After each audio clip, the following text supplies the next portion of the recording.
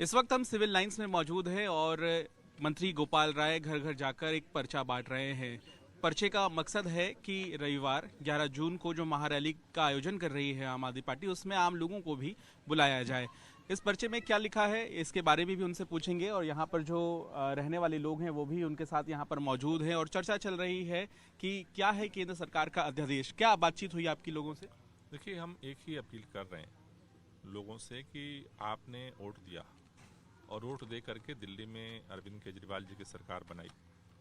सरकार ने बहुत सारे काम किए, लेकिन उसे अधिकार नहीं मिले काम करने का लिए। बार बार अड़ंगा लगती रही, केंद्र सरकार अड़ंगे लगाती रही एलजी के माध्यम से। सुप्रीम कोर्ट ने इस पर एक फैसला दिया कि भाई दिल्ली की व्यवस्था कैसे चलेगी, दिल्ली के मतदाताओं का क्या अधिकार है, उसकी चुनी हुई सरकार का क्या अधिकार है। लेकिन केंद्र सरकार ने उस सुप्रीम कोर्ट के फैसले को मानने की बजाय अध्यादेश ला करके उसे भी अवमानित किया है और पुनः वो दिल्ली की जनता को अपमानित कर रही है। चूंकि अब सुप्रीम कोर्ट का फैसला आ चुका और फिर भी केंद्र सरकार मानने को तैयार नहीं है, इसलिए हमें लोकतांत्रिक तरीके से आवाज उठाने के लिए, दिल्ली के लोगों की आवाज को बुलंद करने के लिए 11 तारीख को रामलीला मैदान पहुंचना है। यही अपील हम लेकर के लोगों के यहाँ जा रहे हैं, घर घर जा रहे हैं। और यहाँ भी हमने आकर के बात की और इन्होंने ये वादा किया है कि हम लोग 11 तारीख को रामलीला मैदान पहुंचेंगे। ये पूरी दिल्ली में कैंपेन चल रहा है घर घर जाने का? पूरे दिल्ली में चल रहा है, पूरे दिल्ली में चल रहा है। 2000 मंडलों पे हमने मीटिंग करके टीम गठित की है और उन सभी मंडलों पे ये डोर टू डोर कैंपेन चल रहा है और सभी लोगों को आमंत्रित किया जा रहा है। जो वो किसी पार्टी के हों, सबको हम आमंत्रित कर रहे हैं, क्योंकि वोट की कीमत तो सबको है। संविधान ने सबको वोट देने का अधिकार दिया, लेकिन एक संविधान में दो तरह का वोट तो नहीं हो सकता है।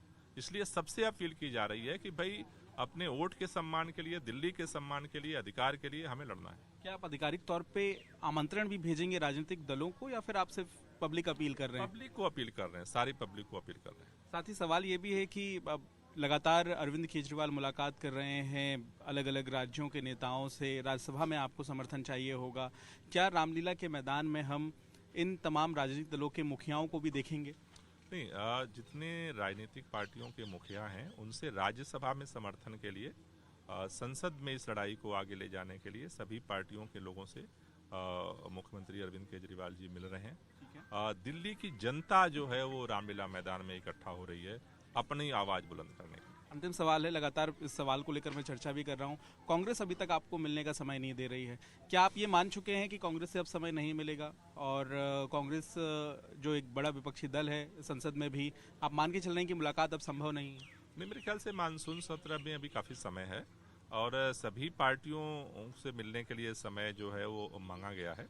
जिनका जिनका समय मिलता जा रहा है उन सबसे मिलने का काम चल रहा है। कांग्रेस का जब समय मिलेगा उनसे भी बात करेंगे। बहुत बहुत धन्यवाद। तो गोपाल राय तसल्ली से यहाँ बताते हुए, और जो विधायक हैं वो भी पहुँचे हुए हैं यहाँ पर घर घर इस पर्चे को लोगों तक पहुँचाने के लिए। लेकिन हम आपको दिखा दें यहाँ पे कि किस तरीके से पूरे इलाके में पोस्टर लगाए गए हैं। सामने आप देखिए, केंद्र सरकार की तानाशाही के खिलाफ महारैली आम आदमी पार्टी की तरफ से ये पोस्टर लगाए गए हैं इन इलाकों में और यहाँ पे जो तमाम लोग रहते हैं उन तक ये मैसेज पहुँचाने की कोशिश है कि रामलीला मैदान में जो रैली हो रही है उसमें आम लोग भी समर्थन करने के लिए पहुंचे। तो देखना होगा कि नेताओं का समर्थन जुटाने में एक तरफ अरविंद केजरीवाल लगे हुए हैं, तो वहीं दिल्ली में इस महारैली को सफल बनाने में आम आदमी पार्टी कितनी कामयाब हो पाती है।